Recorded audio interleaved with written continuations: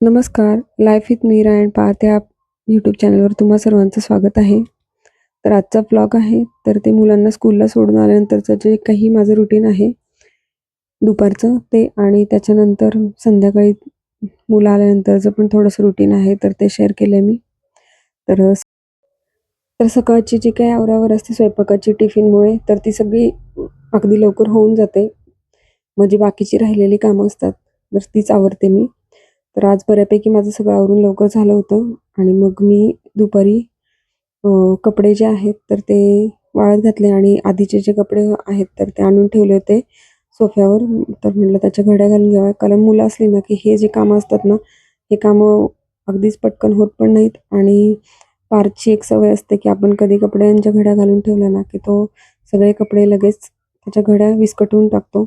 बऱ्याच वेळेला असं होतं. त्याच्यामुळे मग मुलं शाळेत गेल्यावरच ही जी कामं आहेत तर ती करावी लागतात. तर मुलांचे कपडे सेपरेट, असे सगळे सेपरेट सेपरेट घड्या घालतानाच मी करून ठेवते, म्हणजे कपाटमध्ये ठेवताना अगदी सेपरेटेड होऊन जातं. तर मुलांचे कपडे मी अ, आल्यानंतर घालण्यासाठी जे लागतील ना, तर ते मी अशी सोफ्यावर ठेवणार आहे आणि बाकीचे जे कपडे आहेत तर ते मी कपाटामध्ये लावून घेणार आहे. त्यामुळे जरा कामही नंतर हलकं होतं. आणि काय होतं, कपड्यांच्या घड्या जर लगेच नाही घातल्या ना, तर अशाच कपड्यांचा ढीग आहे तर तो साठत राहतो आणि मग ते आवरणं ना त्याच्यामध्ये कमीत कमी 1 तास तरी कसा निघून जातो कळत नाही. तर मी कपडे त्यांचे बाजूला काढून ठेवले आणि मला थोडेसे शेंगदाणे साफ करून घ्यायचे होते, निवडून घ्यायचे होते. आणि मग नंतर मी मुलं आल्यानंतर त्यांचा नाश्ता आणि शेंगदाणे जे आहेत भाजायचं होतं ते काम, तर ते करणार होते. तर म्हटलं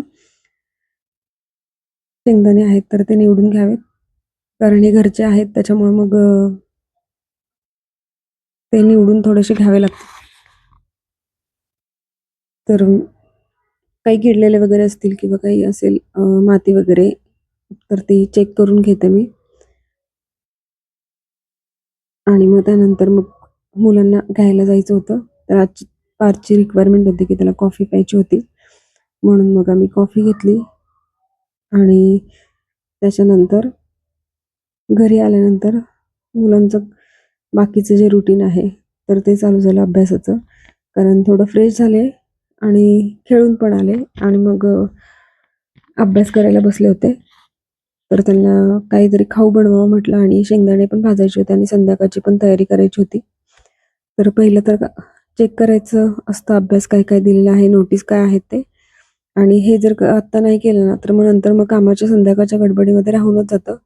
आणि मग मुलांचा अभ्यास ते त्यांचा अभ्यास सुद्धा करतात.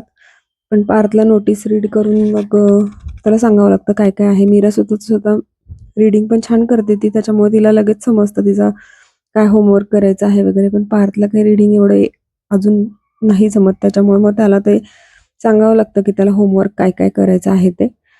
मग त्याच्यामध्येही थोडा वेळ जातो. आणि मग मी किचनमध्ये आले होते माझं आवरण्यासाठी बाकीची तयारी. पण नंतर लक्षात आलं, मी आधी तर कांदा वगैरे चिरण्यासाठी ठेवला आणि नंतर मला आठवलं की आपलाच गॅस संपला होता. मग चेंज पण करायची होती टाकी. तर अहो होते घरी, त्यामुळे मग त्यांनीच ते करून दिलं. आणि आता बहुतेक उद्या मला तूप पण बनवावं लागेल, कारण हा डबा जो आहे हा ऑलमोस्ट भरला आहे. हा कमीत कमी 1 आठवडा 8 ते 10 दिवसांमध्ये हा बऱ्यापैकी भरून जातो. मग 8 ते 10 दिवसांमध्ये कधी ही तूप वगैरे बनवायचं काम आहे तर ते मी घरी करते. आणि उरलेलं जे ताक आहे त्याच्यापासून मग नाश्त्याचाही पदार्थ एखादा होऊन जातो. रव्याचे डोसे वगैरे किंवा आप्पे असतील तर ते होऊन जातात, किंवा मग कधी कधी कढी पण होऊन जाते.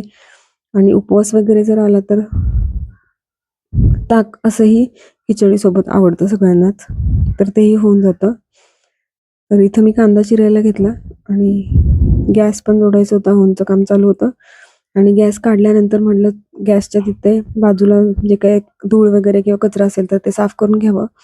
कारण असं आपण रोज घेतो, पण रोजच्या रोज असं सिलेंडर आपण काही काढत नाही. त्याच्यामुळे मग थोडंसं काही असेल ना कचरा तर तो याच वेळेला निघतो. आणि ते जे सगळं आहे ना तर ते पुसून पण घेते मी. म्हणजे मग आणि तिथे खूप जास्त कचरा नाही साठत आता, कारण रोजच्या रोज साफसफाई तर असतेच, पण इतकी डीप क्लिनिंग होत नाही गॅसच्या सिलेंडरची इतकी. जेव्हा पण आपण टाकी काढतो ना, तेव्हाच ती क्लिनिंग होतं. त्यामुळे तो पण पार्ट क्लिनिंग करून घेतला. बऱ्याचशा क्लिनिंगच्या गोष्टी असतात ना, तर त्या याच पद्धतीने कराव्या लागतात घरातल्या, स्वयंपाकाचं आवरताच. आणि मी बऱ्यापैकी तर त्या करून घेते आणि शक्यतो डीमार्टमधून सामान आणलं ना, तरच मोठे जे डबे असतात तर ते घासते मी. नाहीतर बाकीचे डबे आहेत ना, तर ते रिकामे झाले की तेवढेच डबे घासून घेते. एकदम असा भांड्यांचा पसारा शक्यतो खूप कमी काढते मी. कारण मग खूप जास्त असा पसारा काढला ना, की मग ते एका दिवसात आवरणं थोडं कठीण होतं. कारण स्वयंपाक, मुलांचं आवरणं वगैरे, शाळा वगैरे असतं त्यामुळं ते नाही होत. त्यामुळं मग ते असंच करावं लागतं. तर शेंगदाणे भाजत-भाजतच मी म्हटलं मुलांचे टिफिन आहेत तर ते घासून घ्यावेत. कारण आत्ता मुलांचे टिफिन घासले ना, की संध्याकाळचं स्वयंपाकाचं वगैरे सगळं आवरून होईपर्यंत ती जी भांडी आहेत ना, तोपर्यंत हे डबे आहेत ना, ते छान असे कोरडे होतात. म्हणजे दुसऱ्या दिवशी भरायला पण बरे पडतात. मग मी हे एका बॉक्समध्ये ठेवून देते. एक बॉक्स आहे ऑर्गनायझर, त्याच्यामध्ये सगळे जे टिफिनचे डबे असतात तर ते ठेवलेले असतात. त्याच्यामध्येच मी हे डबे पण ठेवून देते. त्यामुळे बऱ्याच वेळेला काय होतं, चहाची भांडी आणि हे मुलांचे टिफिन, तर हे एकाच वेळेला संध्याकाळच्या वेळेला घासले जातात. आणि मग बाकीची भांडी आहेत ना संध्याकाळची, त्यावेळी मग हे मी बाहेर काढून रॅकमध्ये त्या ठेवून देते. म्हणजे सकाळी अगदी घाई पण होत नाही. आणि ही मुलांची शक्यतो मी सवय लावूनच ठेवली आहे, की स्कूलमधून आल्यानंतर टिफिन जे आहेत तर ते आणून बेसिनमध्ये रिकामे करून ठेवायचे. जर काही त्याच्यामध्ये उरलेलं असेल तर ते काढून मग डबे असेच ठेवायचे. कधी-कधी कंटाळा करतात, पण शक्यतो ही सवय असली ना, की आपल्यालाही थोडंसं काम हलकं होतं आणि त्यांनाही कामांच्या काही-काही गोष्टी सवयी लागतात पण. आणि मी बऱ्याच वेळेला हे बेसिन आहे ना, हे साफ केलं जातं. भांडी झाली ना, की बेसिनला एक हात फिरवलाच जातो साबणाचा. त्यामुळे तिथलंही क्लिनिंग असं सारखं जास्त वेळेला करावं लागत नाही. आणि माझं काय हे नियोजन आहे ना स्वयंपाकाच्या मध्ये-मध्ये, तर तेच क्लिनिंगचं असतंच नेहमी. त्यामुळे मग किचन क्लीन करण्यासाठी जो वेळ आहे ना, तर तो खूप जास्त लागतही नाही आणि खूप असं स्ट्रेस पण नाही येत कामाचा तिथल्या. कारण शक्यतो किचनमध्ये जास्त जे घाण आहे, चिकट वगैरे तेलाचे डाग वगैरे किंवा असं धूळ असेल, तर ते जास्त होते किंवा काही खरकटं सांडणं वगैरे त्याच्यामुळे तेही लगेच क्लीन केलं नाही ना, तर खूप साठतं. त्यामुळे मग मी हे नेहमी असं छोट्या-छोट्या गोष्टी आहेत, तर त्या वेळच्या वेळीच केल्या जातात. त्यामुळे जास्त किचन साफ करताना त्रासही होत नाही आणि बऱ्याच वेळेला गॅस ओटा साफ करताना जी किचनची स्टाईल आहे, तर जिथपर्यंत हात पोहोचेल तिथपर्यंत तर ते क्लीन केलंच जातं आणि बऱ्यापैकी खूप जास्त वरपर्यंत तेलाचं जे आहे ना, ते उडत नाही. पण आपला हात पोहोचू शकतो इथपर्यंत ते सगळं साफ केलं जातं आणि बाकीचा जो भाग आहे, तर तो मी 15 दिवसातून एकदा वगैरे ओट्यावर चढून मग तो क्लीन करावा लागतो. पण तो जास्त खराब होत नाही, नेहमी स्वच्छ केला जातो त्याच्यामुळे. कारण खूप जास्त दिवसांनी साफ केला ना, तर ते खूप जास्त त्रासदायक होतं. पण जो एक्झॉस्ट फॅन आहे ना, तो बऱ्यापैकी वेळेला माझ्याकडून राहतो साफ करायचा. बरेच दिवस साफ केलेला पण नाहीये आणि त्याचा पण कसं क्लीन करता त्याचा पण मी एकदा व्हिडिओ नक्की शेअर करणार आहे. अगदी इझिली क्लीन करण्यासाठीच्या काही टिप्स आहेत, तर त्या पण मी शेअर करेल तेव्हाच. आणि हा माठ आहे, तर हा 2 दिवसातून एकदाच मी साफ करते असा. त्याच्यामुळे त्याचा वासही येत नाही पाण्याचा त्या आणि स्वच्छ असा राहतो. तर हे ऑर्गनायझर आहे ना, हे पण खूप युजफुल आहे. Mishoवरून मी ऑर्डर केलं होतं. पण त्याच्यामध्ये ग्लास पण बसून जातात. त्यामुळे कपाटामध्ये ग्लाससाठी सेपरेटली काही स्पेस लागत नाही. याच्यामध्ये होऊन जातात ते. तर असा एक छोटासा व्लॉग होता.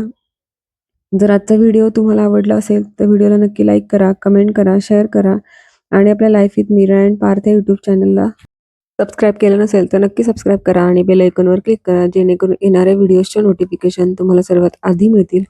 चला तर मग भेटूया पुन्हा एकदा अशाच एका नवीन व्हिडिओमध्ये. तोपर्यंत stay healthy, stay happy. Thank you so much. Thanks to watching my video. Bye bye.